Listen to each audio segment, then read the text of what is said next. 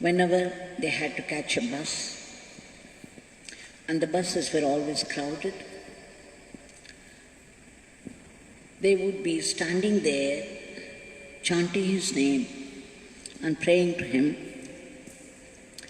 The bus would come, and the conductor would say only 2 seats were available. To their great delight, these 2 were given place. They said, but for the grace of Bhagwan, this would not have happened. Had it not happened, they would have had to stay there for 2 more days. So every time, everything happened on time by their prayer, by their chanting of Bhagwan's Nama and their prayer to him. And then again they said,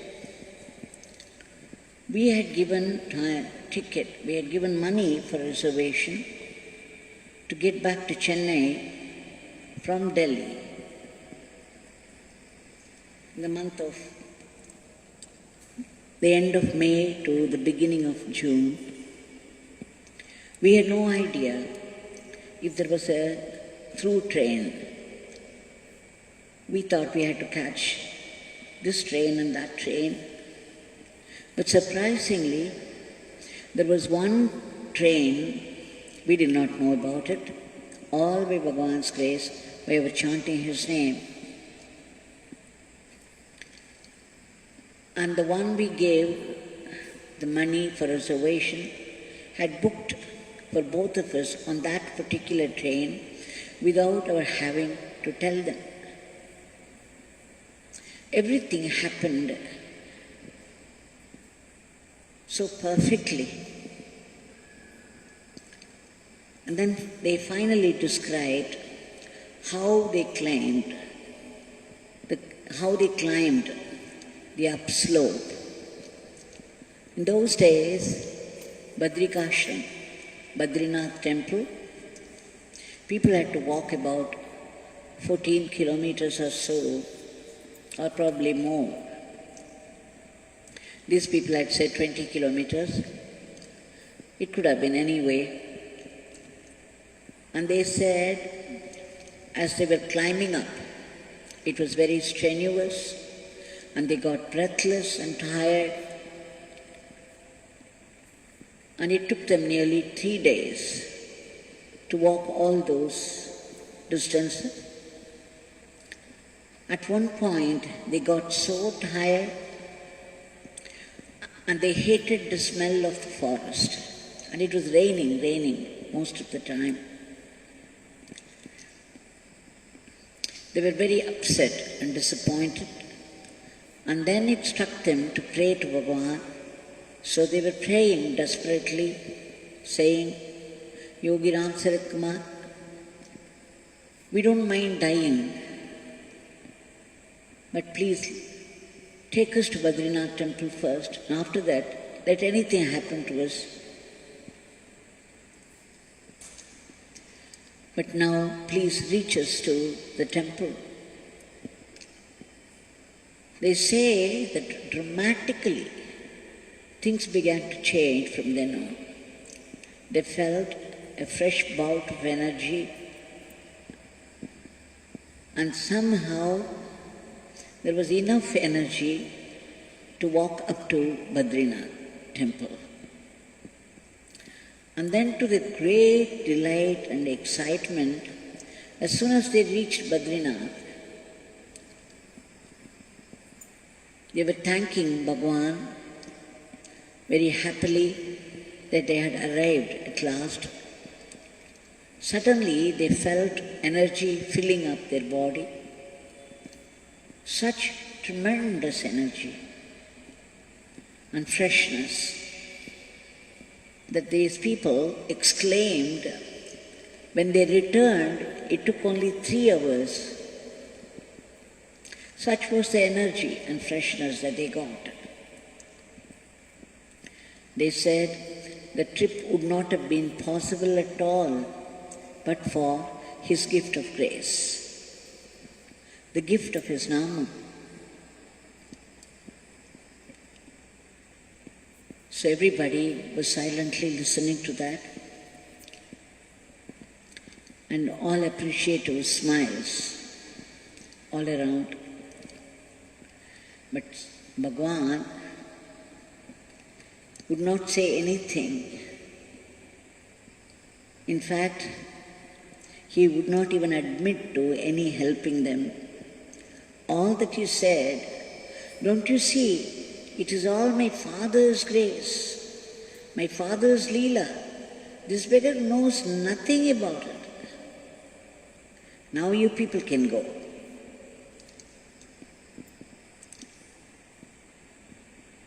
Just imagine such a long and strenuous trip, and they had achieved it only by chanting his Nama and praying to him. And they came back and described everything excitedly, but all that Bhagavan could say was, it's all my Father, my friend. It is his leela, his grace. This beggar does nothing. And then he dismissed them. Bhagavan never admitted to being a guru. In fact, many times he would say, looking around, a little mockingly, oh, this beggar is no guru. All of you are my gurus. You people know how to do something. You people give this beggar instructions. Even while praying, you people give this beggar instructions that such and such thing should happen in such and such time and such way. You people are my gurus. This beggar is a devotee of all of you.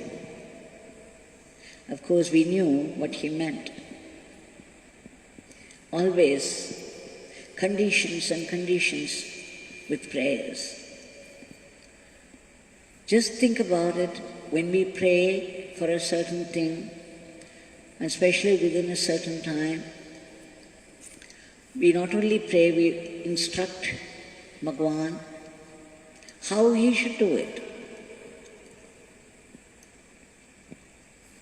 That is the story of Kanakadas. Bhagwan, we read many stories in front of Bhagwan. Whenever it happened, something would arrive and then Bhagwan would immediately ask us to open and start to read out whatever was there. Kanakadas from Udupi, he was a shepherd boy, and somehow, probably because of his meritorious spiritual deeds in his previous birth, he got this longing for a guru. He wanted to take a mantra from the guru, and he was longing. At the time, Sri Krishnadeva Raya was ruling. He was a very popular emperor, and Sri Vyasaraja was the chief minister, yet a very elevated soul, an advanced soul. So this shepherd boy, Kanakadas, he went to Sri Vyasaraja and begged him to give him a mantra. Just looking at his state, a shepherd boy coming and asking for the precious mantra. Vyasaraja said, oh you, I can only give you Konaa mantra for you. Meaning, Konaa is the name of the buffalo, the vehicle of Lord Yama, the Lord of Death. Lord of Death always rides a buffalo. So Vyasaraja mockingly said, "Oh, I can only give you Konaa mantra." But the innocent Kanakadas immediately took it as the mantra, Konaa, Konaa, Konaa. He began to chant it with such utter sincerity and love for God. He began to chant this Konaa, Konaa, Konaa. And soon he attained one-pointed concentration on that. And one day, a golden buffalo appeared before him. Just see, no matter what the sound is, what the name is that we chant, as long as we believe that it is God, it is God's name, and we chant it with love and longing, it would materialize into God's form. Here he was chanting the mantra, he was chanting the name of a buffalo, and that too the buffalo of Lord of Death, Yama. At the fulfillment, it was a golden buffalo. God appeared before him in the form of a golden buffalo. Of course, Kanakadas was besides himself with joy. He was absolutely overwhelmed. And then he would not let this golden buffalo go. Instead, he said, "You come with me. I will take you to my master who made this possible for me." So he took this golden god in the form of a buffalo. He followed Kanakadas. Such is the power of love. When Vyasaraja saw the golden buffalo, he froze. He knew instantly the strength of Kanakadas, the prema, the love of Kanakadas for God, his sincerity, his determination, his hard work. And then Vyasaraja accepted him as his chief disciple.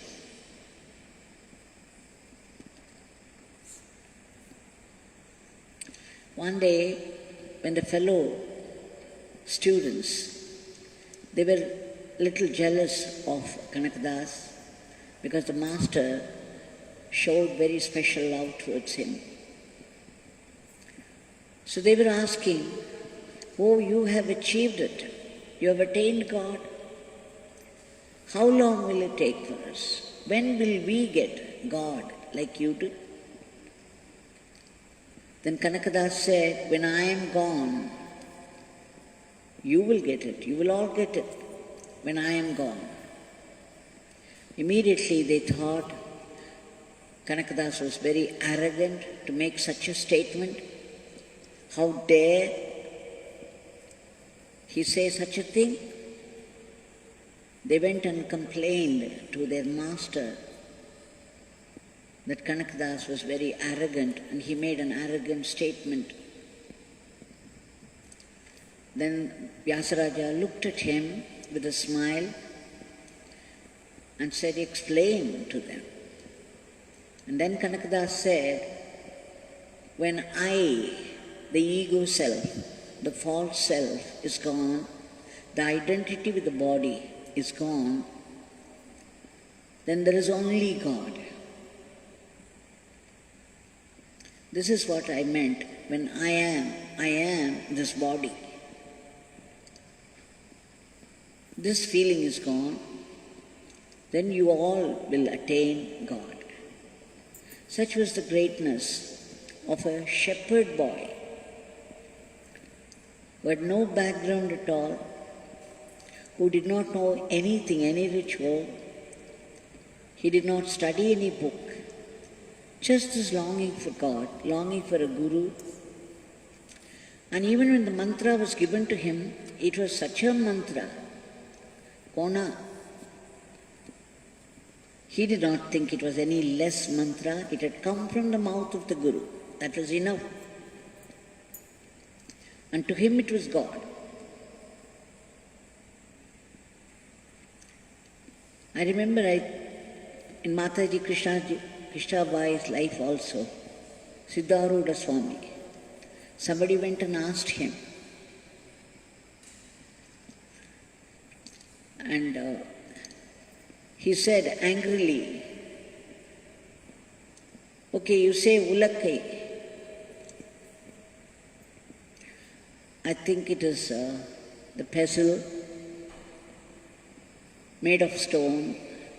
He said, even if you chant this, you will get God. And it happened. So when these great people say something and the right disciple approaches them, it's possible to attain God, which could only mean there is no place where God is not. God is present in everything and in everyone, in every shabda, everywhere. As long as we carry this love for Him, the longing, perseverance, determination, an incessant chanting of the mantra, God cannot resist us.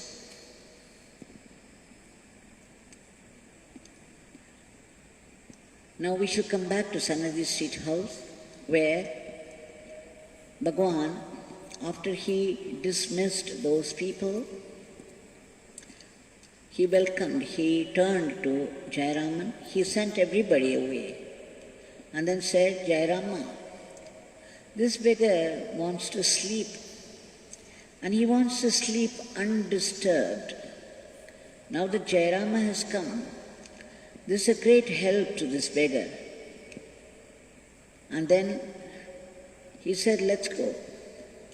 So they closed the door and both of them went. It was about 10 p.m. on the 11th of June. And Jayaraman says he also switched off like light. And when they got up, both of them, it was 12th June, afternoon 3:30, 17 hours of non-stop, continuous sleep. Just imagine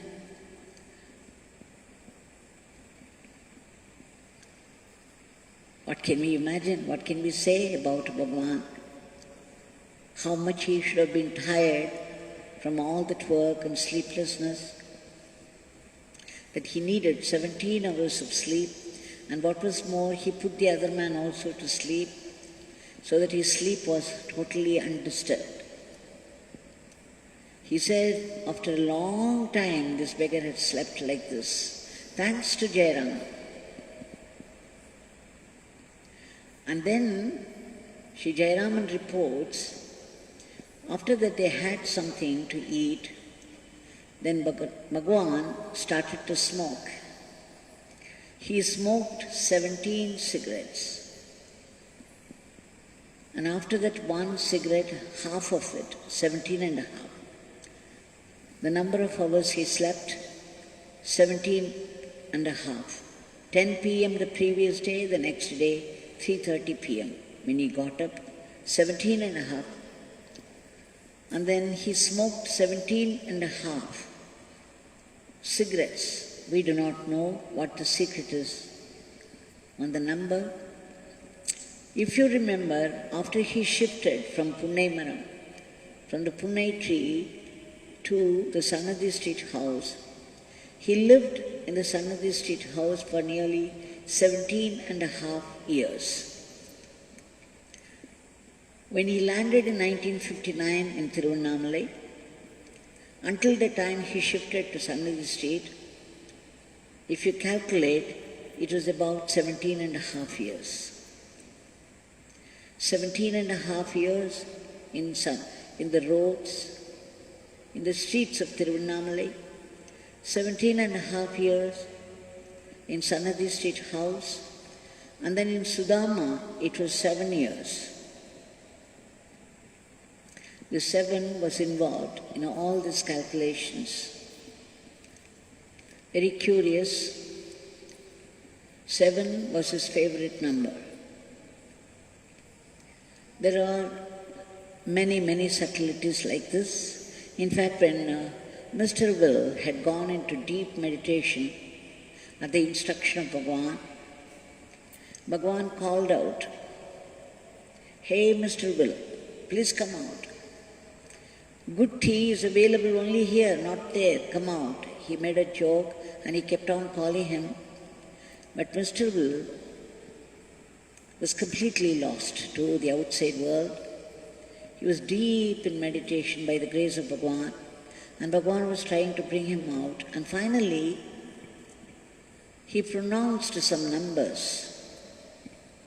And instantly, Mr. Will came out. And then Bhagwan clapped his hands and said, "Oh, that is your number."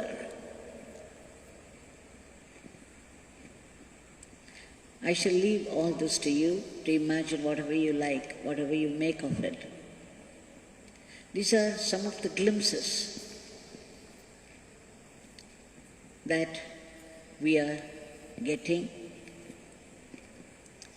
and there are many more. We shall come back to our shrine here and the ashram.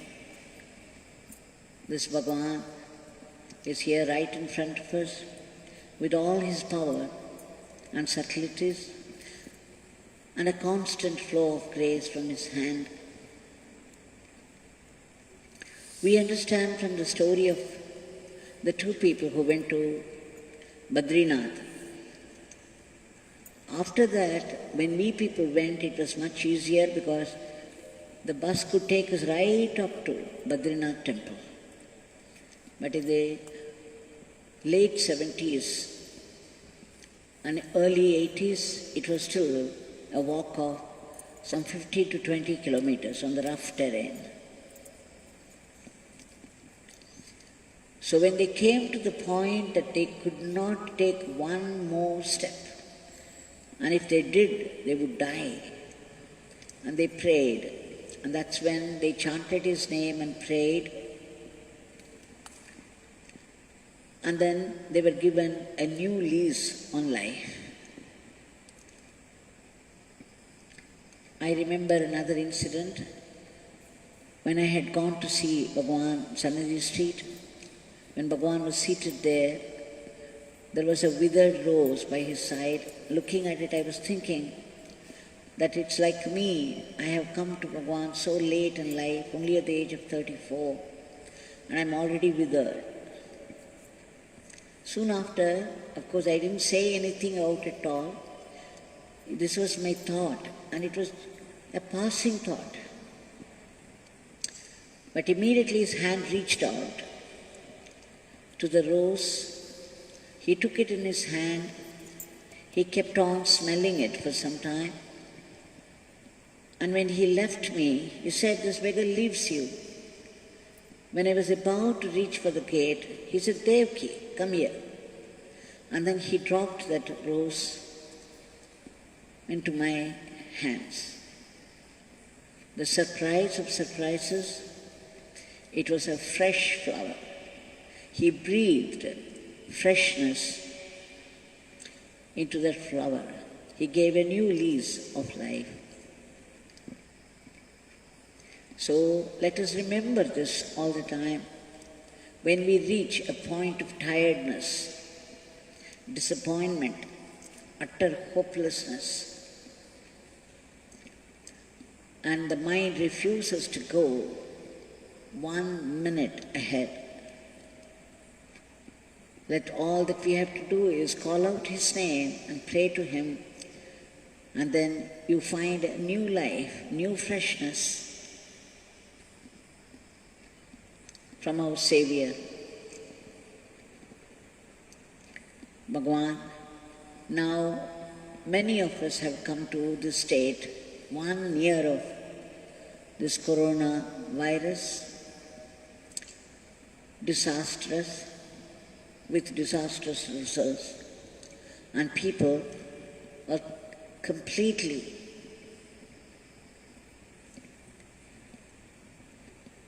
hopeless. They have come to, many of those people are so tired full of fear, panic. Now we are calling out to you, Yogi Ramsuratkumar, as per your promise. We are calling out again and again, many of us praying and praying to you. Please save all those people who have been afflicted with this corona. The hospitals are once again full, and there are no beds for many people. There is a dearth of medicine. It is so pathetic. We again and again appeal to your generosity and compassion.